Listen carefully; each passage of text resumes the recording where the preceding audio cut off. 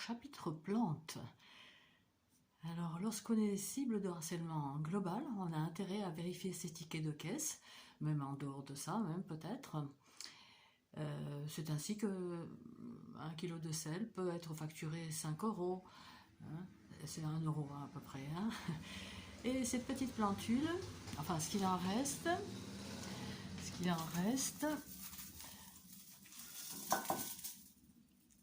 qui coûtait donc voilà, 10 €, 9,99, a été facturé 35 €, 34,99. Bon, ça m'a été remboursé, hein. Ok. Voilà, bon, c'est des choses qui arrivent, bien sûr, mais bon, ma foi, hein, c'est quand même, c'est pas pour la première fois.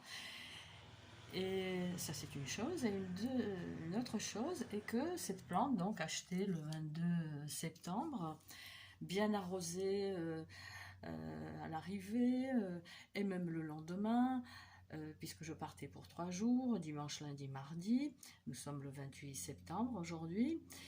Eh bien, quand je suis rentrée, donc mardi dernier, je l'ai trouvée dans cet état, complètement desséchée. Et je pense qu'elle a été artificiellement desséchée. C'est pas possible qu'une plante en 3 jours à cet endroit-là, nous sommes en septembre, les grosses chaleurs sont passées. Donc voilà. Donc je parle du harcèlement global, c'est-à-dire c'est le harcèlement électromagnétique, les violences physiques, et gang stalking, les violences d'ordre psychologique. Voilà. Avec la technique phare, les intrusions à domicile en l'absence de la cible.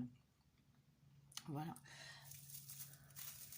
Il y a une feuille encore. Voilà. Enfin bref. Donc voilà. Donc là, le réseau de harceleurs s'est procuré les clés de mon appartement de manière frauduleuse.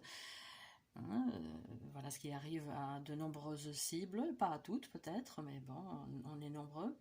Et donc il y a toutes sortes de méfaits qui sont faits, hein, méfaits qui sont faits. Voilà, du vandalisme, du petit vandalisme, hein, pour que la cible ne puisse rien prouver, quoi. Hein. Je ne vais pas aller voir le juge parce que mes affaires toutes neuves, à peine achetées, ont été trouées, tachées.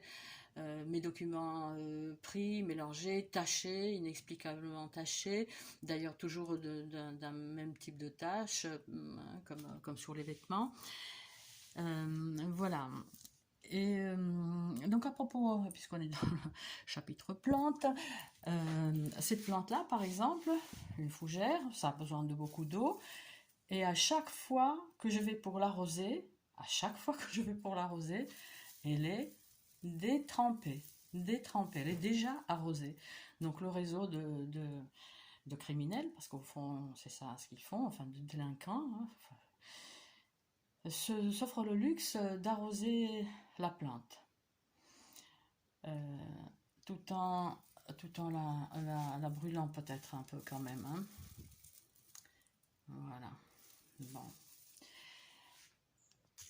Donc pour ceux qui veulent savoir ce que c'est, vous avez ce document en ligne, du harcèlement à réseau au harcèlement global, c'est-à-dire des réseaux de personnes, d'immenses réseaux de personnes, harcèlent une personne. Donc, puisqu'on est dans le chapitre plantes, voilà des géraniums achetés il y a quelques 2 mois, 3 mois, et voilà l'état où ils sont. Desséchés, pareil, lui. Hein, et comme si leur croissance était arrêtée. Il semblerait qu'ils peuvent le faire.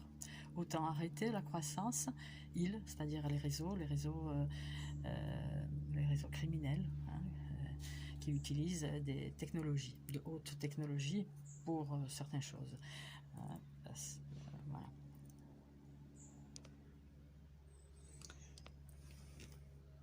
Donc je ne pense pas que c'est moi.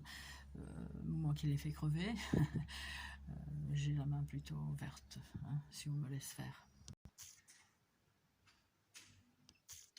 Alors on pourrait se dire que c'est anodin, que c'est pas grave, que ça arrive à tout le monde, sauf que à une cible, donc de ce harcèlement global, ça arrive tout le temps, tout le temps, tout le temps, tout le temps.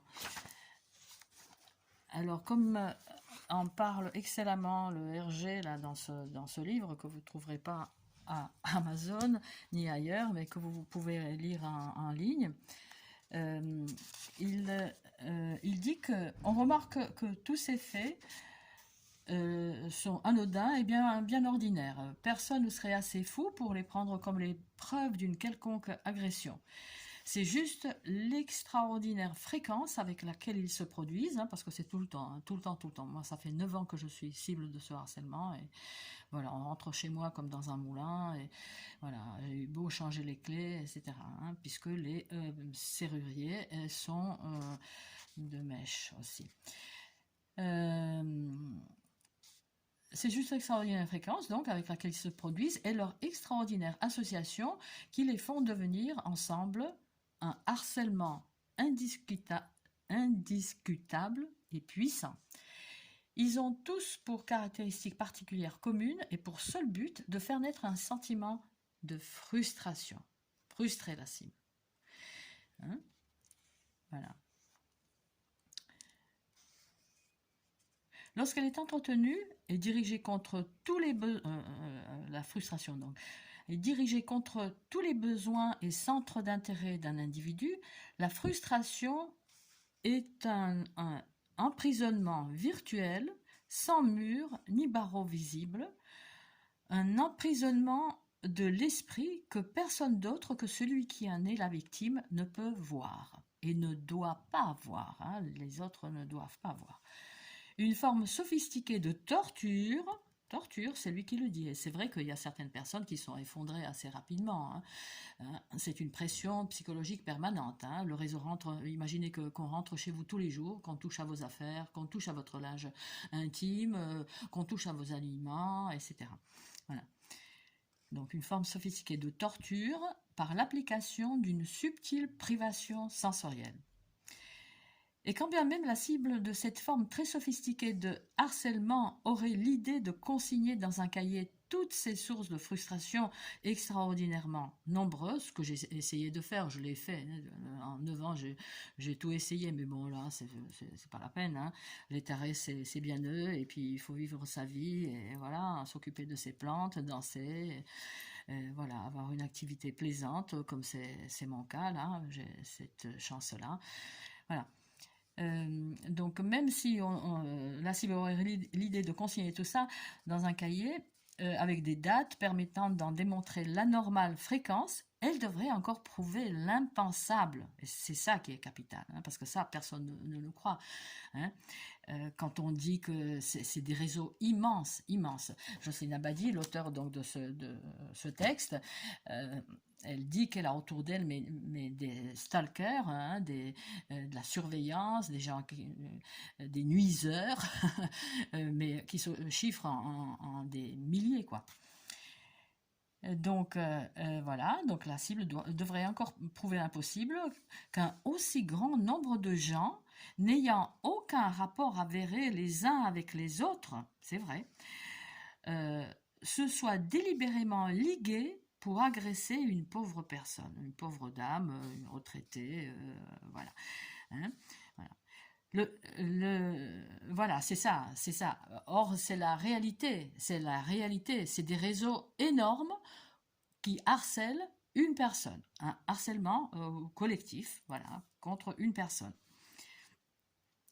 Le témoignage d'un harcèlement par une autre personne que celle contre laquelle il est dirigé est un incident que redoutent évidemment beaucoup les auteurs, hein, du harcèlement. C'est pour ce genre de raison, une fois de plus, que les services secrets recrutent beaucoup de juristes et de psychiatres. Hein, voilà, les uns pour border tout ça, les autres pour accuser la cible de parano, de délire, je sais trop lequel, voilà. Voilà. L'avocat et le psychiatre piliers des services secrets modernes. Page 69.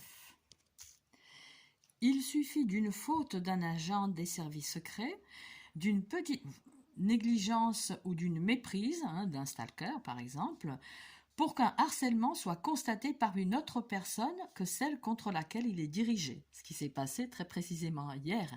Nous sommes le 28 septembre, donc 27 septembre. Voilà. Et sitôt que cela arrive, les psychiatres des services secrets le confirment eux-mêmes. Il n'est raisonnablement plus possible de prétendre devant une cour de justice que deux personnes puissent avoir des illusions, entre guillemets, ou des délires, entre guillemets, absolument identiques. Si des délires il y avait.